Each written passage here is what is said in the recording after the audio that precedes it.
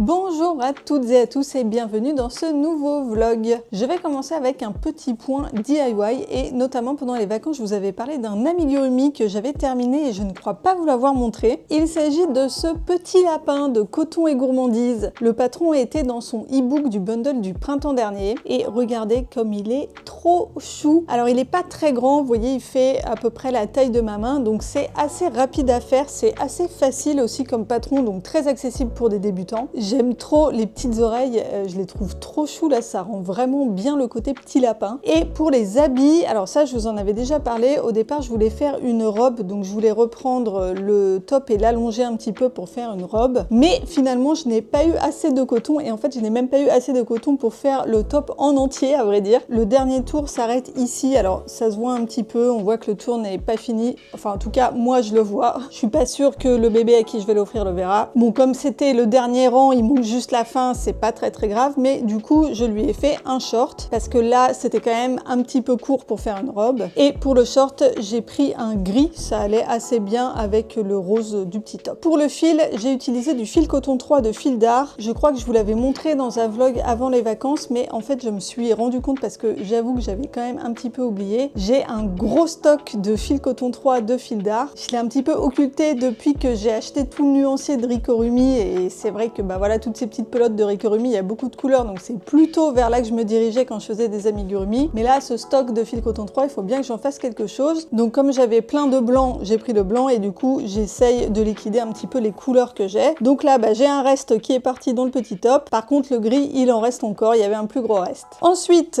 mon objectif du mois de janvier, mon gilet Ernest. Donc l'objectif de janvier, c'est de le terminer. La dernière fois que je vous en ai parlé, j'avais commencé à relever les mailles pour faire les manches et finalement, j'ai défait puisque j'ai regardé des vidéos YouTube après coup. Alors j'aurais peut-être pu le faire avant, mais en fait je m'étais trompée dans le sens pour relever des mailles. Moi j'avais relevé les mailles de l'intérieur vers l'extérieur, alors qu'il faut faire l'inverse, il faut regarder l'extérieur et puis piquer pour relever les mailles. Donc je trouvais que j'avais une petite bordure qui était pas très belle et c'est pour ça que j'ai regardé des vidéos YouTube et je me suis rendu compte que c'était pas le bon sens. Donc heureusement j'ai quand même repéré ça assez rapidement, donc j'avais pas beaucoup avancé, j'ai pas perdu trop de temps à tout défaire et tout recommencer. Et donc je crois que je vous avais expliqué en fait ce que j'ai fait pour relever les manches, puisque je vous rappelle que ce patron normalement c'est un patron à plat, donc on tricote chaque morceau séparément et à la fin on les coud. Mais moi j'ai eu envie de ne pas faire de couture et donc je me suis lancé le défi d'adapter tout le patron en sans couture. Seulement là il faut que j'augmente des mailles de chaque côté et donc à la place d'augmenter une maille, ce que je faisais c'est que je relevais une nouvelle maille, voilà. Et donc ça rend pas trop mal, mais c'est pas non plus parfait, il y a quand même des petits défauts, je vais vous montrer. Alors déjà, je pense que pour relever des mailles, il faut pas qu'on relève chaque maille qu'on voit. J'ai cru comprendre en regardant un petit peu sur internet qu'il fallait plutôt relever 2 mailles sur 3, ce que je n'ai pas fait, et donc la manche a un côté un petit peu, je sais pas si ça se verra bien, mais c'est un petit peu bouffant. Alors c'est pas moche du tout, hein, franchement c'est même plutôt assez sympa je trouve, mais c'est pas le patron. Après je sais pas ce que ça va donner au blocage aussi, peut-être que ça va se lisser un petit peu, on verra bien. En tout cas là je suis pas en train de me dire ah non c'est la cata, faut que je défasse tout, même si la manche elle est un tout petit peu bouffante sur l'épaule, moi je trouve que c'est quand même assez mignon. Mais le problème de ça c'est que quand j'ai dû relever les mailles du bas pour terminer le tour et commencer à continuer ma manche en rond, eh bien il a fallu que je relève environ une maille sur 2, voire une maille sur 3 pour avoir le nombre de mailles qui était indiqué. En fait, si j'avais vraiment relevé 2 mailles sur 3, j'aurais eu beaucoup trop de mailles, donc une manche, je pense, beaucoup trop grande. Bon, là, j'ai avancé quand même un petit peu, j'ai commencé le tricot en rond sur les manches, et franchement, ça se voit pas, j'avais peur que ça laisse des gros écarts, et pour l'instant, non, enfin en tout cas, moi, je le vois pas. Donc, ça va, je m'en sors quand même bien comme ça. Et l'autre truc, où là, bon, c'est pareil, il faut le savoir, il faut vraiment bien regarder, je pense que sur le vêtement porté ça ne se verra pas, on verra à la fin, mais en fait le fait de relever des mailles au fur et à mesure, la manche elle augmente donc comme ça, et en fait on vient relever les mailles donc qui sont sur le côté, et ça laisse alors pas tout à fait des petits trous, mais je vais essayer de vous montrer, mais en fait on voit qu'il y a des mailles qui sont très grandes. Voilà, là ça se voit. Alors du coup je vais cacher ma tête pour qu'il fasse bien le focus. Mais là, vous voyez, on voit que y a des mailles un peu grandes. Alors, Ça fait pas non plus des trous, mais bon, ça fait pas hyper net non plus. Mais comme c'est vraiment sur la bordure, je suis pas sûre qu'à la fin ça se voit tant que ça. Moi je le verrai parce que je saurai qu'il est là. Quelqu'un qui me voit comme ça et quelqu'un qui ne tricote pas en plus, je sais pas si ça se verra. Bon, je demanderai à Nico à la fin s'il voit quelque chose. Donc là, j'ai fini de faire toutes les augmentations, de relever les mailles et donc je tricote en rond la manche. Alors il y a quelques diminutions à faire, mais c'est tous les 26 rangs, donc il y en a vraiment pas beaucoup. Donc bah là, voilà, je tricote en rond du jersey, donc c'est hyper simple, hein, je tricote tout à l'endroit sans trop réfléchir. Et j'ai donc enfin testé mes mini circulaires de Knit Pro, donc j'ai acheté il y a, ça doit faire 2 ans en prévision de faire les manches de ce gilet justement, et que je n'avais encore jamais utilisé. Et à vrai dire, je n'ai même jamais utilisé de mini circulaires. En fait, je n'en avais pas avant d'acheter le kit de Knit Pro. Et ben les mini circulaires, c'est quand même un petit peu galère. En fait, c'est vraiment très petit. Là, vous voyez l'aiguille. Elle est donc grande comme ça, alors qu'une aiguille classique, ça doit être quasiment le double, quoi. Donc en termes de maintien, c'est pas la même chose. Moi, j'ai pas l'habitude et je pense qu'il faut que je m'habitue, mais c'est vrai que on a moins de prise en main sur les aiguilles, donc c'est moins évident. Après, ça se fait très bien quand même. Donc écoutez, voilà pour l'avancement du gilet Ernest. Je pense que je vous le remontrerai quand j'aurai terminé la manche, et puis surtout, je pourrai l'essayer une fois que la manche sera terminée. Ensuite, maintenant qu'on est rentré à la maison, je peux vous montrer le livre que Nico m'a offert pour Noël. C'est un livre d'amigurumi réversible. C'est un livre de Chibiscraft. Alors moi je connaissais cette créatrice, j'avais déjà vu des trucs d'elle passer sur les réseaux sociaux, donc notamment ses amigurumi réversibles, mais je n'étais pas encore abonnée à ses comptes, donc c'est maintenant chose faite et franchement, mais il y a des trucs trop mignon, c'est absolument adorable. Donc vous voyez, le principe c'est qu'on a 2 amigurumi et qu'on retourne. Et donc là, pour la petite sirène par exemple, vous avez d'un côté la petite sirène sur son rocher et ensuite hop, on la retourne et on a la petite sirène en robe, en humaine quoi. Et c'est adorable. Donc dans ce livre, il y a plusieurs personnages issus de contes. Je vais vous montrer mes préférés. Alors déjà, il y a les amigurumi avec une fleur d'un côté et une fée de l'autre. Il y en a plusieurs dans le livre et ils sont tous super beaux. Donc je vous montre celui-ci, c'est une pivoine d'un côté et la petite fée de l'autre. Donc vous voyez que sa robe, c'est en fait les pétales de la fleur de l'autre côté. Ensuite, mon préféré du livre, c'est cette petite sorcière qui se transforme en chaudron. Donc hop, on la replie et sa robe devient le chaudron, mais c'est trop mignon. Et en fait, voilà, ses cheveux, ça fait la petite potion qu'il y a dans le chaudron. C'est trop chou. Ensuite, j'aime beaucoup aussi la petite sirène, donc que je vous ai montré, qui est déjà sur la couverture. Donc d'un côté, elle est sur son rocher avec sa queue de sirène, et de l'autre, elle est en humaine avec une robe. Et pour finir, le petit chaperon rouge, qui est donc le petit chaperon rouge d'un côté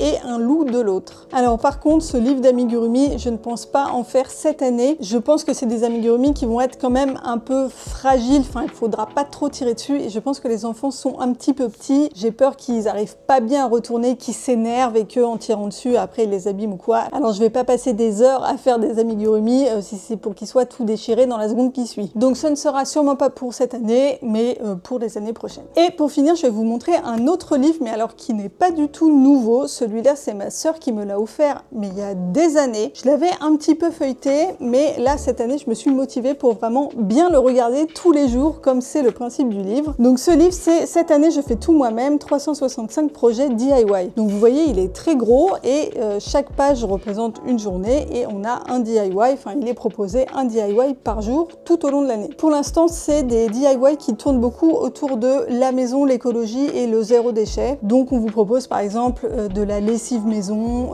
il y a de l'upcycling aussi, comment faire des chaussettes avec des manches de vieux pulls. Voilà, c'est des projets, des petits projets comme ça qui sont assez rapides à faire. 365 projets, il y a de quoi faire, donc je vous en reparlerai si jamais il y a des trucs cool et des trucs assez sympas, je vous en redirai un petit mot. Aujourd'hui, je vais tester la nouvelle imprimante qu'on a achetée. Il s'agit d'une imprimante thermique. Alors, je connaissais déjà les imprimantes thermiques en petit format, notamment l'imprimante Fomemo qui est assez connue. Moi, je la vois pas mal sur des chaînes de scrap ou des sites de scrap que je suis. Ça permet aux scrapeuses d'imprimer des petites photos. Et là, j'ai vu sur une chaîne YouTube de scrap, justement, qu'il existait des imprimantes thermiques, mais grand format, donc pour imprimer du A4. Alors l'imprimante thermique, si vous ne connaissez pas, c'est le même principe que les tickets de caisse. Donc il n'y a pas d'encre, mais en fait le papier est chauffé et brûlé et c'est ça qui fait qu'on voit l'image. Du coup, les papiers que vous imprimez avec l'imprimante thermique, ils ne vont pas durer éternellement. Vous pouvez pas les conserver pendant des années et des années et des années. L'avantage, c'est que comme il n'y a pas d'encre, eh bien ça ne coûte rien. Une fois que vous avez acheté l'imprimante, vous n'avez plus rien à dépenser, vous n'avez plus de cartouches à acheter ou quoi que ce soit. Juste du papier si vous en avez plus. Nous, on a une imprimante à la maison dont on ne se sert pas énormément et souvent quand on imprime des trucs, la plupart du temps, c'est quand même pas des documents qu'on va garder. C'est des trucs du style bordereau pour les colis Vinted ou des papiers administratifs qu'il faut de toute façon rescanner parce qu'il faut juste les imprimer pour les signer ou des papiers pour l'école, mais ça pareil, c'est des autorisations de sortie ou des trucs comme ça, c'est pas des trucs qui ont vocation à être conservés pendant des années. Éventuellement des patrons de tricot ou de crochet, ça c'est pareil, une fois que j'ai fait le patron, bah, j'ai pas besoin de le garder en format papier pendant des années, je le garde en numérique sur mon ordinateur, mais je vais pas le garder en papier, ça va m'encombrer pour rien. L'imprimante qu'on a fait aussi scanner, mais maintenant avec les téléphones, il suffit de prendre en photo et ça scanne le document, ça le remet droit et tout, donc il n'y a plus vraiment besoin du scanner, on l'utilise plus trop non plus. Donc on s'est dit, partons sur une imprimante thermique, si jamais on a besoin d'imprimer des papiers qu'on a besoin de garder plus longtemps, bah on les imprimera soit au bureau, soit il y a des magasins partout autour de chez nous qui font des impressions.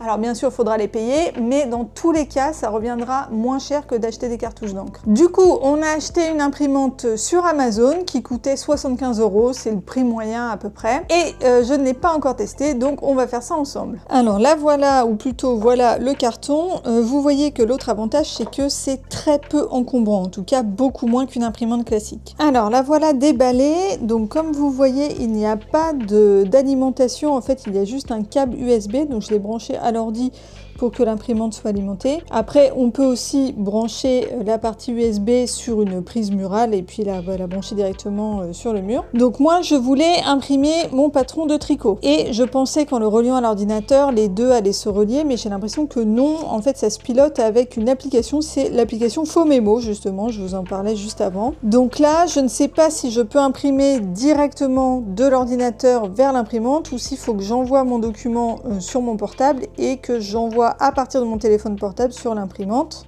Bon, il faut que je regarde ça plus en détail. Sinon, à l'intérieur, il y avait un rouleau de papier, donc je l'ai défait là, et vous voyez, ça se présente comme ça. Donc, on coupe. Alors à une main ça va être un peu compliqué. Alors ça démarre pas très bien puisque en fait ce que je voulais imprimer c'était ça. Vous voyez j'ai un fichier Excel avec rang par rang ce qu'il faut que je fasse. Donc c'était ça que je voulais imprimer. Mais en fait j'ai pas Excel, j'utilise la suite OpenOffice et le fichier, enfin ce type de fichier n'est pas pris en charge par l'application donc je peux pas imprimer des fichiers OpenOffice. Donc pour tester j'ai pris le patron format PDF. Donc ça c'est le fichier PDF de Fil d'Art. Et du coup je vais tenter de l'imprimer. Donc là je l'ai enregistré sur mon portable, je me le suis envoyé via la Dropbox. Là, je l'ai ouvert avec l'application Faux-Mémo et je vais cliquer sur imprimer pour voir ce que ça donne. Et donc l'impression démarre. Alors voilà ce que ça donne, donc ça a imprimé en continu les 3 pages vu que je suis sur un rouleau de papier. Pour ce qui est de la photo, c'est pas extraordinaire mais c'est pas trop ce qu'on attend d'une imprimante thermique donc là j'ai pas trop de surprises. Et après pour les écritures, ça fonctionne très bien, on voit bien ce qui est marqué, j'ai pas de problème pour déchiffrer. Il y a des petits schémas aussi, ça aussi ça va, ça s'est bien imprimé donc franchement pour l'usage que je voudrais en faire, ça a l'air de parfaitement convenir. Alors par contre le papier, il n'est pas comme du papier, des ramettes de papier A4 qu'on achète habituellement.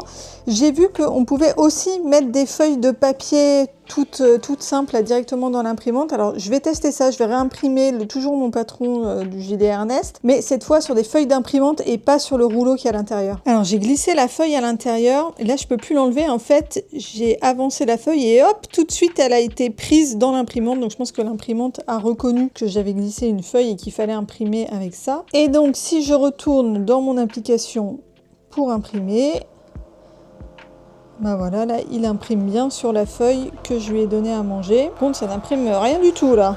Bon, ça n'a rien imprimé du tout, hein. La feuille est restée complètement blanche, donc je pense qu'il faut un papier spécial. C'est pour ça que le papier ne ressemble pas au papier des ramettes de papier qu'on connaît d'habitude. Donc il faut que je regarde, en fait, le papier en rouleau qui était à l'intérieur doit aussi se trouver en ramette comme ça, en feuille A4 directement. Bon, est-ce que c'est plus pratique ou pas que les rouleaux? Je sais pas, à voir à l'usage. Dites-moi en commentaire si vous avez un avis, si vous avez déjà une imprimante thermique. Alors, conclusion de cet essai. Je pense que pour l'usage que je vais en faire, c'est largement suffisant. Par contre, le petit bémol, c'est qu'on ne puisse pas relier l'imprimante directement à l'ordinateur. Ce serait quand même plus pratique parfois d'imprimer directement à partir de l'ordinateur. Voilà, j'ai pas grand chose de plus à dire pour l'instant, à voir à l'utilisation. Je reviendrai par ici faire un update si jamais j'ai d'autres choses à rajouter. Et dites-moi dans les commentaires si vous avez une imprimante thermique, si vous en êtes content ou pas et quelle en est votre utilisation.